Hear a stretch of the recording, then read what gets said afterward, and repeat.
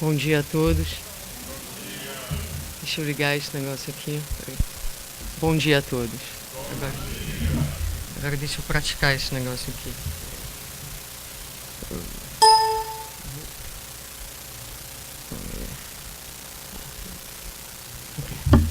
É um prazer, uma alegria estar de volta a Atlanta depois de alguns anos, não é? Que a gente não pôde comparecer a esse seminário para falar na manhã de hoje para vocês sobre o tema mediunidade e iluminação.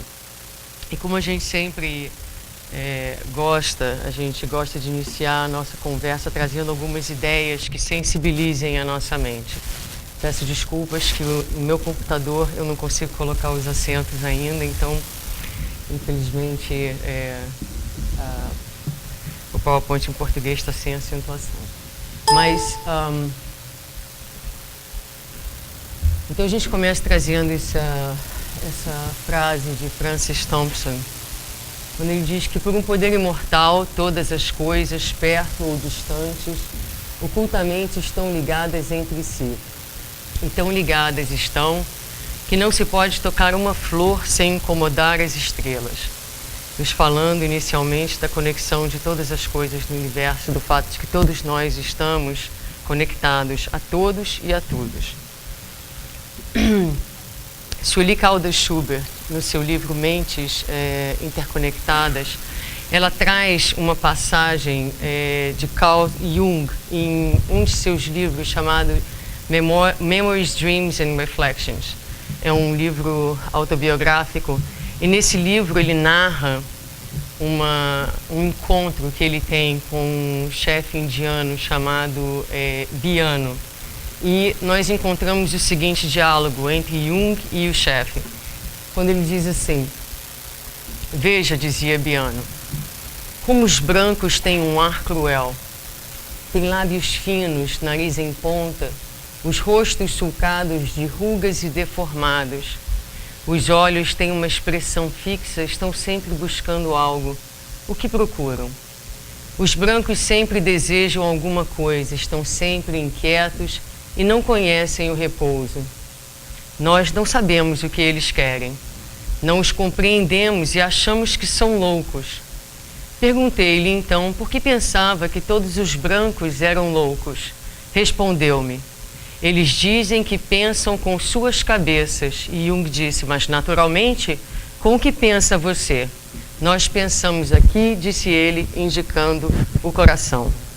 Então a nossa proposta na manhã de hoje é mostrar exatamente a conexão entre o pensamento e entre o sentimento. Mostrando que, na verdade, por trás de todo pensamento existe um sentimento que vai determinar a qualidade, o teor daquilo que a gente pensa e também vai ser a base do processo mediúnico. Então vamos começar do início, começando por Kardec, no Livro dos Médiuns, quando ele nos lembra que a faculdade mediúnica ela é inerente ao homem, e também em O Livro dos Espíritos, os espíritos nos dizem que eles influenciam os nossos atos, as nossas ações, mais do que pensamos, e na verdade são eles que nos dirigem. Essas duas passagens, para quem está dentro do Espiritismo, são passagens que a gente ouve com alguma frequência, são passagens bem conhecidas da codificação. No entanto, muitos de nós não parou para pensar ainda nas implicações destas verdades no nosso dia a dia. Até porque nós vivemos, apesar de termos consciência da nossa imortalidade, ainda como espíritos mortais. Então vamos tentar entender quais são as implicações de sermos todos médiuns na nossa vida diária.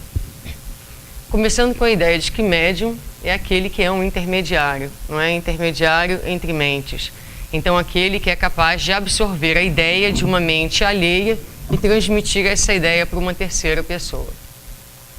E quando nós falamos de faculdade mediúnica, aí é uma variedade de graus em que essa faculdade vai se expressar, tanto dos fenômenos mais simples, os fenômenos intuitivos, até o que a gente chama a incorporação completa.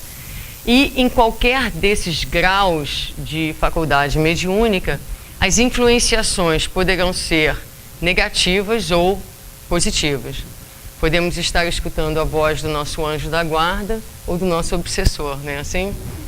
Então, e isso vai acontecer na incorporação. Podemos estar dando passividade a um espírito perturbado, podemos estar dando passividade também a um mentor da casa.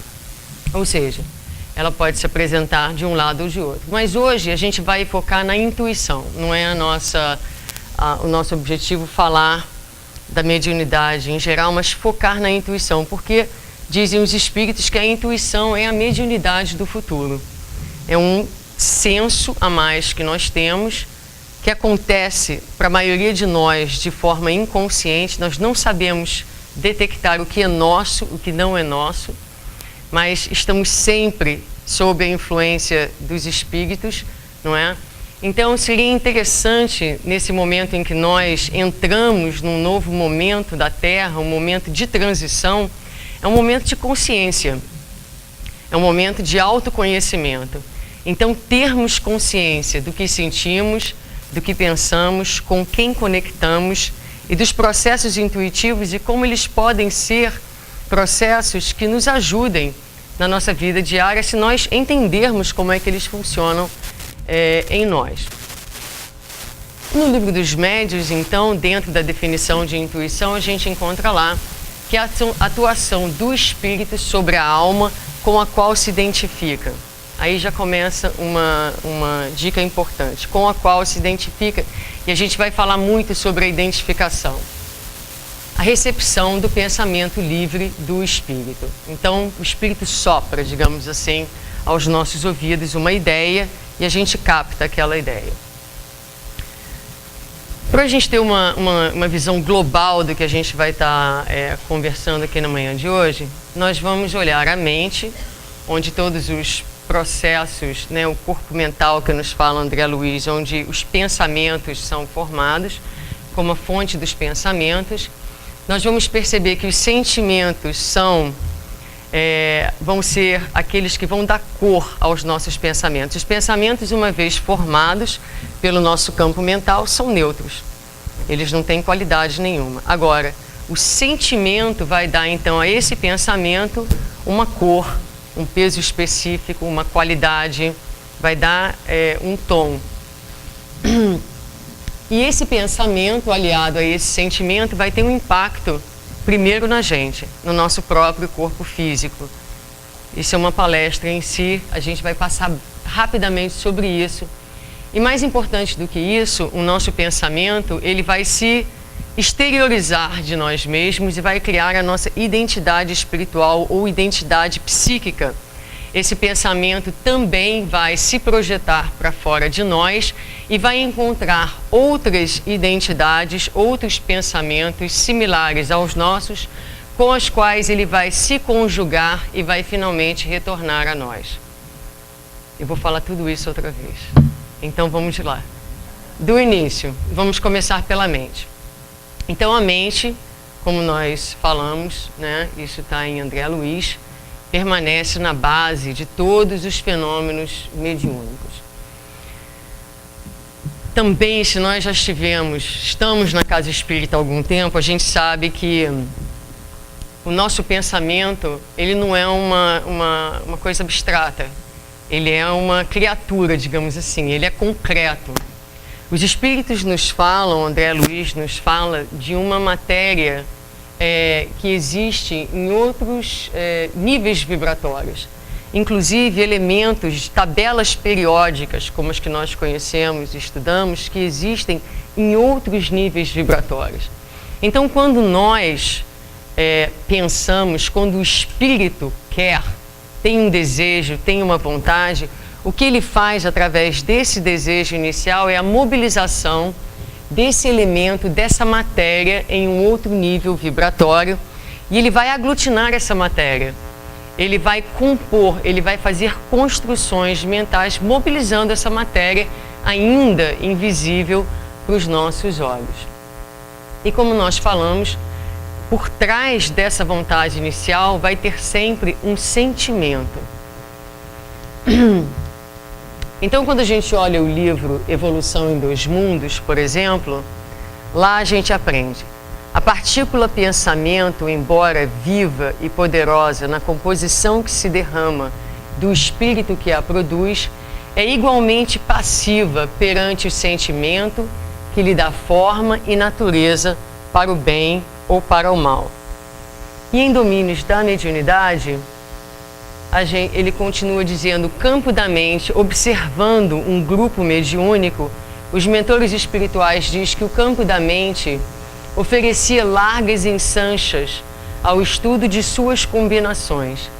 Pensamentos de crueldade, revolta, tristeza, amor, compreensão, esperança ou alegria teriam natureza diferenciada, com características e pesos próprios, adensando a alma ou sutilizando-a, além de lhe definirem as qualidades magnéticas. Então, de novo, nós pensamos, por trás desse pensamento existe um sentimento, não é? E esse sentimento e esse pensamento, olha só, ele tem um peso específico, ele vai ter um peso próprio. Ele vai se refletir, como nós dissemos, primeiro dentro de nós. Isso é fácil da gente entender. Se nós estamos, por exemplo, com pensamentos de tristeza, se nós estamos em um momento deprimido, muitas vezes a gente não consegue nem se levantar da cama, não é? É um peso emocional. É um peso que se transforma num peso físico, mas é também um peso energético. Ou seja, espiritualmente, sentimentos, por exemplo, de desesperança, não é? De tristeza, de revolta, angústia, todos esses sentimentos negativos, eles criam uma carga. E a gente sente, a gente fala assim: eu estou tão pesado. Literalmente você está pesado. Não ganhou peso material, mas ganhou peso energético, não é? Então, quando nós pensamos o pensamento, e eu gosto de ir, voltar para ficar bem gravado para a gente. Então, o pensamento, primeiramente, é criado pela casa mental, no perispírito. Esse pensamento vai afetar o nosso corpo físico, porque a gente sabe que o perispírito tem ligações com o corpo físico. Quem lê Mecanismos da Mediunidade vai aprender, por exemplo, que no nosso sistema nervoso central há determinadas substâncias que são substâncias receptoras dessa mensagem espiritual. Então, a mensagem que começou lá no espírito, no desejo do espírito, na vontade do espírito, foi criada, mobilizou a matéria num outro nível de densidade. Essa informação, essa mensagem, ela vai ser agora transmitida pelo corpo físico, através do sistema nervoso central, através das células físicas, principalmente no citoplasma, nas mitocôndrias, né? Vão receber essa informação e vão processar no corpo físico. Então veja bem, se nós saímos daqui e saímos à noite e vemos uma pessoa que nós temos medo por qualquer razão. Então a gente saiu, a gente olhou uma pessoa, a gente teve um pensamento, a gente se sentiu em perigo. Por trás desse sentimento, desse pensamento, dessa análise dessa situação que diz que aquela pessoa pode te machucar, vem um sentimento. O sentimento é de medo. Então o que acontece? Essa mensagem que começou lá no espírito, que percebeu a situação de perigo, aliada a um sentimento que é o sentimento de medo, é passado para o nosso corpo físico e ele vai reagir. O coração vai bater rápido, porque é necessário que o sangue chegue mais rapidamente às células do corpo físico para você poder correr, sair correndo, não é verdade? Então, dessa mesma forma que eu estou dando esse exemplo dessa situação de perigo, o nosso corpo físico, a cada minuto, está também respondendo à qualidade dos pensamentos que nós estamos emitindo. Cada célula, dentro do trilhão de células que a gente tem, vai responder à qualidade do nosso pensamento e do nosso sentimento. E depois de viajar dentro de nós mesmos, então nós vamos projetar esse pensamento para fora de nós mesmos. E nessa projeção nós vamos criar a nossa identidade psíquica. Aqui nos Estados Unidos, nem todo mundo tem identidade válida, mas não se preocupem, porque no plano espiritual não tem esse problema da ilegalidade. Somos todos legais, todos temos identidade. Sim, somos todos legais e temos todos identidade. Então vamos ver como como isso é colocado para a gente também ainda em André Luiz. Ele diz assim: e por essa couraça vibratória, espécie de carapaça fluídica em que cada consciência constrói o seu ninho ideal, que começaram todos os serviços de mediunidade na Terra, considerando-se a mediunidade como atributo do homem encarnado para corresponder-se com os homens liberados do corpo físico.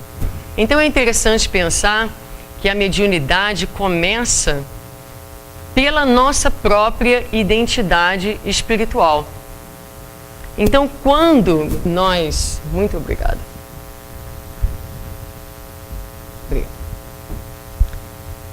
Então, quando os espíritos nos olham, eles vão ver essa identidade espiritual nossa, essa identidade psíquica, que é o resultado da soma dos nossos pensamentos e dos nossos sentimentos se projetando para fora de nós. E assim eles nos identificam. Então aqui a gente olha um para o outro dentro da casa espírita e todo mundo é santo, não é? Mas para os espíritos, eles sabem bem quem nós somos, não é? A gente não consegue, não tem, esse é um dos problemas de desencarnar. A gente não consegue disfarçar quem nós somos. E através dessa identificação, então, começam as relações, através da lei da sintonia, da afinidade. Então, voltando àquele esquema inicial, nós falamos da mente, falamos do pensamento com o sentimento, afetando o corpo físico, criando a nossa identidade psíquica, e agora vamos olhar a questão da projeção do pensamento, da conexão com outras identidades semelhantes à nossa. Continuando então, ainda com André Luiz. A apresentação da própria aura realiza a seleção onde homens melhores atraem para si espíritos melhorados e homens rebeldes à lei compliciam-se com entidades similares. É a lei de afinidade. Então, se nós quisermos saber a qualidade das nossas companhias espirituais, basta saber o que andamos sentindo e pensando, né? Através da lei da afinidade. E uma vez que haja identificação, então eu olho para você, eu sinto a sua energia, uma energia parecida com a minha, eu gosto de você. Às vezes a gente encontra pessoas que a gente fala assim, nossa, parece que eu já te conheço há algum tempo, não é? São afinidades espirituais que muitas vezes, mesmo sem um conhecimento consciente, a gente percebe na energia, não é? São as afinidades, são a identificação. Mas uma vez que você identifica, aí começa um outro processo, que é um processo de associação, que é o que diz aqui. Onde há pensamentos, há correntes mentais, então a gente agora começa a projetar, e onde há correntes mentais existe associação. E toda associação é interdependência e influenciação recíproca. Então agora a gente se identificou, começa um processo de associação de mentes e de influenciação de mente para mente. Então tudo isso está na base do fenômeno mediúnico, que a gente está tentando estabelecer para a gente entender como é que o mecanismo da intuição acontece nas nossas vidas. Então aqui entra um outro componente, né? Nós falamos da criação mental, afetando nós, criando a nossa aura psíquica, que é aquela terceira figura ali, e agora esse pensamento, então, é projetado para fora de nós, como uma corrente, como um fluxo energético. A corrente de partículas se exterioriza do espírito com qualidade de indução mental, tanto maior quanto mais amplos se lhe evidenciem as faculdades de concentração e teor de persistência no rumo dos objetivos que demande. Então aqui a gente vai devagarinho acrescentando elementos a toda essa equação. A gente pensa, mas às vezes está dirigindo e você tem um pensamento, você pensa assim, eu esqueci de fazer isso, ou eu tenho que fazer aquilo, né? Às 4 horas eu preciso ir ao banco, o que seja. É um pensamento que vem e vai, né? Ele não persiste, ele não se mantém com você.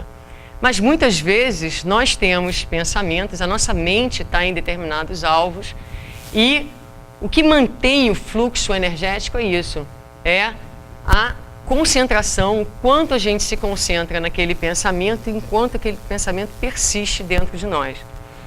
Então não sei se vocês já se sentiram obsidiados pelos próprios pensamentos.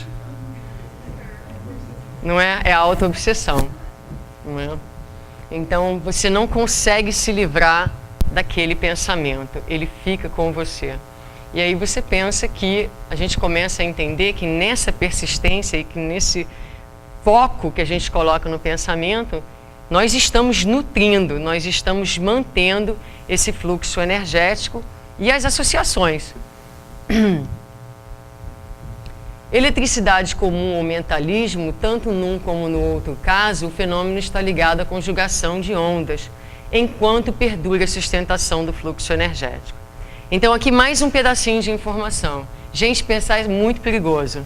Vocês estão percebendo? É um negócio sério. Por quê? Ok, nós projetamos o nosso pensamento. Agora, esse pensamento, ele vai encontrar correntes similares, correntes iguais, correntes afins. E o que acontece? Essas correntes vão se conjugar, elas vão se somar e vão voltar para nós.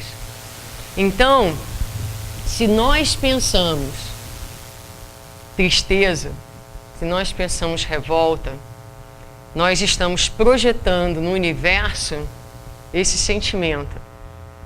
Nós vamos encontrar almas afins que vão falar assim, o Marcelo hoje está muito revoltado. E eu estou me identificando com ele. Isso nunca acontece, tá? É só um exemplo. Então, o Marcelo está muito revoltado e eu também estou muito revoltada. Então, ao pensamento dele, se une o meu de espírito desencarnado e também de encarnado, porque a obsessão é um negócio coletivo, de encarnado para encarnado, de encarnado para desencarnado, vai em todas as direções, não é? E esse pensamento, então, agora encontrou um outro pensamento parecido, ele vai voltar para mim. Se eu lancei 5, volta para mim 10. E aí eu fico mais deprimido ainda, não é? Então, muitas vezes, nós temos que prestar atenção naquilo que a gente está pensando, no que a gente está projetando. Porque se a nossa projeção, se o nosso sentimento é negativo e se nós estamos persistindo, aí é que está a questão. Porque, vejamos bem, nós somos todos humanos. Não é porque a gente é espírita que a gente não tem os nossos momentos de tristeza, até os nossos momentos de revolta, de inconformação, onde a gente questiona as coisas. Não deveria, mas tem, não é? O problema não é ter esses pensamentos, o problema é quando a gente tem, não percebe, não identifica e nutre. Como diz o meu companheiro Marcelo, cria ninho na cabeça, não é? Então, esse é o problema. Então, perceber a vigilância do que nós estamos pensando, para que, identificando o pensamento, a gente perceba o sentimento e trabalhe no sentimento para modificação do nosso teor vibratório. Todo alvo de nossa atenção se converte em fator indutivo, compelindo-nos a emitir os valores do pensamento contínuo na direção em que se nos fixe a ideia, direção essa na qual encontramos os princípios combináveis com os nossos, razão porque, automaticamente, estamos ligados em espírito com todos os encarnados ou desencarnados, que pensam como pensamos, tão mais estreitamente quanto mais estreita a distância entre nós e eles, isto é, quanto mais intimamente estejamos conjugando a atmosfera mental um dos outros, independentes de fatores espaciais. É um texto longo que está dizendo tudo que eu falei até agora e acrescentando mais um fator, de que nesse processo de conjugação mental e de sintonia de mente para mente não existe espaço. Principalmente quando há afetividade e intimidade. Então, uma mãe aqui nos Estados Unidos que pense no seu filho no Brasil, não há distância para esse pensamento, não é? As mentes se conjugam apesar da distância. Então, a pessoa a mãe liga para o filho e o filho fala, estava pensando em você agora mesmo, não é? E estava mesmo. Então, é a conjugação que não tem fatores espaciais. Muito bem, então, essa foi a primeira parte, onde nós falamos da projeção, do meu pensamento. Mas nós também recebemos pensamentos, né? As pessoas também estão emitindo os pensamentos na nossa direção. E quando esses pensamentos são mandados para nós, está em André Luiz, em Domínios da Mediunidade, esses pensamentos, essa energia entra em nós através dos nossos poros. Vai se inclinar, digamos assim, nos chakras. Os chakras condensam essa energia em contato com os fios condutores do sistema nervoso central, os fios aferentes que levam a informação da periferia para o cérebro. Então, essa informação que foi captada pelo chakra, condensada, agora é transmitida para o nosso cérebro, onde ela será decodificada. Deu para entender? Deu, não é? Então, assim nós recebemos, nós incorporamos também a cada momento os pensamentos que nos são enviados. Aí vem uma questão, porque nós falávamos dos processos intuitivos. Então, estamos recebendo intuições positivas e negativas. Um dos grandes problemas é que nós não conseguimos identificar ainda o que é nosso e o que não é nosso. Mas se lermos André Luiz nos Domínios da Mediunidade, os mentores dizem para a gente que é fácil reconhecer. Porque cada um de nós tem uma linha de pensamentos, uma maneira específica, individual de pensar. Nós temos os nossos próprios valores, a nossa maneira de analisar a vida, que é nossa. E, muitas vezes, pensamentos diferentes da maneira como que nós pensamos entram no nosso campo mental. Mas porque nós não estamos acostumados à meditação, a fazer silêncio, para escutar o que é nosso, para entender a nossa própria alma, para entender os nossos próprios sentimentos, então fica tudo misturado, como num balaio de gatos, e a gente não reconhece o que é nosso e o que não é nosso. Então, dentro do processo de desenvolvimento da intuição, parte do desenvolvimento da intuição é aprender a escutar a nossa própria alma. E para isso, muitas vezes, é necessário que a gente faça silêncio. A gente pare de pensar um pouquinho e sinta. O que é um problema, porque muitas vezes sentir é intolerável, dói muito. Então a gente ocupa nossa mente com televisão, com trabalho, com coisas sociais, para que a gente não sinta tanto. Porque muitos de nós não têm ainda recursos emocionais para sentir. Mas é preciso começar a fazer esse exercício de pouquinho a pouquinho, de tal forma que a gente se conheça e consiga perceber o que é nosso e o que não é nosso. E aí o Hilário, companheiro de André Luiz, nesse livro, Nos Domínios da Mediunidade, ele faz então a seguinte observação. Ele diz, agora percebo que podem surgir fenômenos mediúnicos em comezinhas situações da vida, tanto nos feitos notáveis da genialidade como nos dramas cotidianos. E a gente volta lá para o primeiro slide, um dos primeiros slides, quando os espíritos nos falam que eles nos influenciam, nossos atos, nossas ações, mais do que pensamos. Então vejamos bem, a todo momento nós estamos sob a influência dos espíritos, né? E vivemos um dia atrás do outro, sem a menor consciência disso. Essa é que é a verdade. A gente fala tanto disso dentro dos nossos grupos de estudo. Essa resposta do Livro dos Espíritos é uma das respostas mais conhecidas dentro do Espiritismo. Mas não muda em nada a nossa maneira de viver. Então, essa reflexão, o que a gente espera é que ajude nesse processo de conscientização, de vigilância, não é?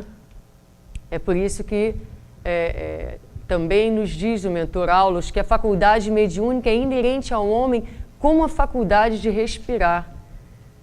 Então, da mesma forma que nós respiramos a cada minuto, nós pensamos, identificamos com o outro, temos associações, recebemos influências, mandamos influências também. Da mesma maneira em que nós respiramos. E por isso Jesus disse, orai e vigiai. Vigiar é o quê? Vigiar é a própria consciência de si mesmo. Vigiar é perceber o que eu estou pensando, o que eu estou sentindo. Isso é vigiar. É o autoconhecimento. Da onde vem esse sentimento? Por que eu preciso? Eu estou me sentindo com raiva. Mas a raiva é uma manifestação de superfície. Por trás da raiva, por baixo da camada da raiva, existem outras camadas. Então o processo de vigiar é assim, eu estou com raiva. Por que eu estou com raiva? Porque eu estou me sentindo ofendido. Por que eu estou me sentindo ofendido? Não é? E aí a gente vai se perguntando o porquê. Nesse perguntar, a gente vai se conhecendo. E esse é o processo de vigilância. Vigiar a quem? Não é o outro. A gente está sempre vigiando o outro, não é? A gente sabe exatamente o que os outros estão fazendo, a gente vive apontando o dedo para os outros. Mas quando Jesus disse vigiai, não é para a gente ficar de olho aberto olhando para o que o outro está fazendo do nosso lado. É para, na verdade, fechar o olho físico e olhar para dentro. É esse tipo de vigilância que Jesus nos convoca. E orai, porque a gente precisa de muita oração, não é não?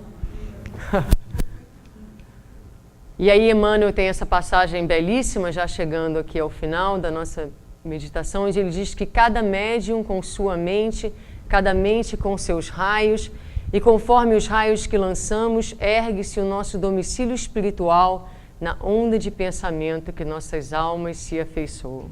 Eu gosto muito disso, eu acho isso de uma poesia belíssima, porque aqui ele está falando do nosso domicílio espiritual. Então hoje a gente pergunta, onde você mora? Em Miami. Amanhã ou depois a gente vai perguntar, onde você mora? Eu moro na faixa vibratória tal, na companhia de tais espíritos. Não é? Porque como a gente viu, o nosso pensamento, ele tem um peso específico. Quando nós desencarnamos, o peso específico do nosso perispírito vai determinar as zonas vibratórias onde nós vamos viver. Porque quando estamos pesados, não levitamos. Essa que é a verdade. Então é preciso fazer uma dieta espiritual. A gente que se preocupa tanto em perder peso físico, a dieta espiritual, dieta de pensamentos negativos, para que o nosso perispírito, para que quando a gente desencarne, o nosso perispírito esteja bem adornado, é a veste nupcial de que nos fala Jesus, não é? Iluminado.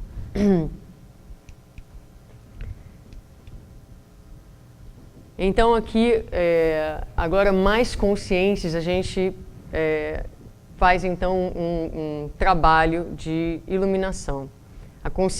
A iluminação começa na consciência. A maioria das pessoas lá fora vive de uma forma completamente inconsciente. Nós agora temos consciência. Aí isso é uma coisa muito interessante, porque uma das coisas que muito se fala na tribuna espírita é de que pensando em inglês, estou passando em português. Espera um minuto. O plantio é livre, mas a colheita é obrigatória, não é? Muito se fala isso. Podemos plantar, semear. A semeadura é livre, mas a colheita é obrigatória. Mas a notícia que eu tenho para vocês na manhã de hoje é de que quando nós entramos no processo de consciência e de iluminação, a semeadura não é mais livre. A semeadura só é livre para quem vive na inconsciência.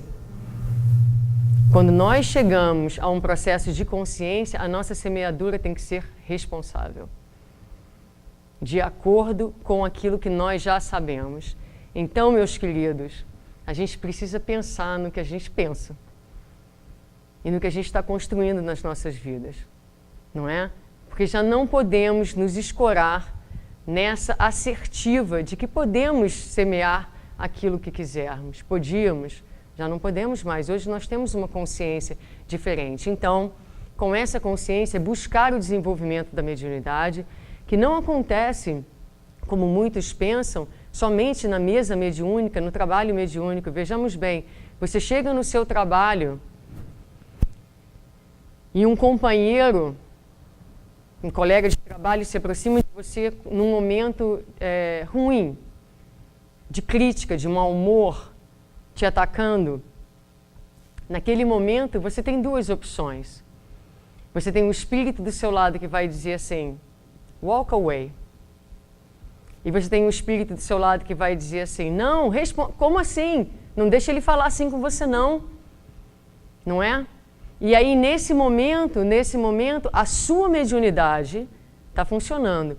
Que ideias, com qual espírito você vai se associar naquele momento? Isso é mediunidade. A percepção das possibilidades dos pensamentos diferentes e a escolha responsável que a gente passa a fazer. Então, o desenvolvimento da mediunidade passa não necessariamente pelo trabalho na mesa mediúnica, mas pelo entendimento dos processos, como nós procuramos trazer de forma simples na manhã de hoje, o processo do pensamento, os processos da intuição, buscar aprender com Kardec, com a doutrina espírita e buscar a santificação, a iluminação do sentimento com Jesus. Porque não adianta saber sem ter um coração puro, sem ter um coração leve, não é um coração amoroso. Para conseguir edificação espiritual superior, é preciso que a criatura se refugie na moradia dos princípios superiores, fixando-se com frequência nas zonas mais altas do ser. Quem diz isso é o nosso último slide, é o instrutor Calderado, também na obra de André Luiz, que também é uma frase que a gente gosta muito. Então, um convite final que fica para a gente na manhã de hoje, quando ele fala, não é? Muitas vezes, nós espíritas aspiramos esse plano espiritual superior, né? Lemos as obras e gostaríamos de estar em contato com essa espiritualidade amiga, esses espíritos mentores, não é? E o que será que é preciso nós fazermos? E está aí a instrução do mentor, né? Buscar fazer a edificação espiritual superior, se refugiar na moradia dos princípios superiores. Não é fácil, não é fácil. Mas com consciência e com esse trabalho de transformação íntima, a gente deve buscar. Apesar de tudo em nós pedir que nós caminhemos na Terra, estejamos na Terra e sejamos da Terra, é buscar olhar para o céu e buscar as referências superiores na nossa vida para que devagarinho a nossa casa psíquica seja uma casa que vá criar possibilidades de identificação com a espiritualidade superior. Era essa a mensagem da manhã de hoje. Muito obrigada, eu não tenho a menor ideia de quanto tempo eu falei.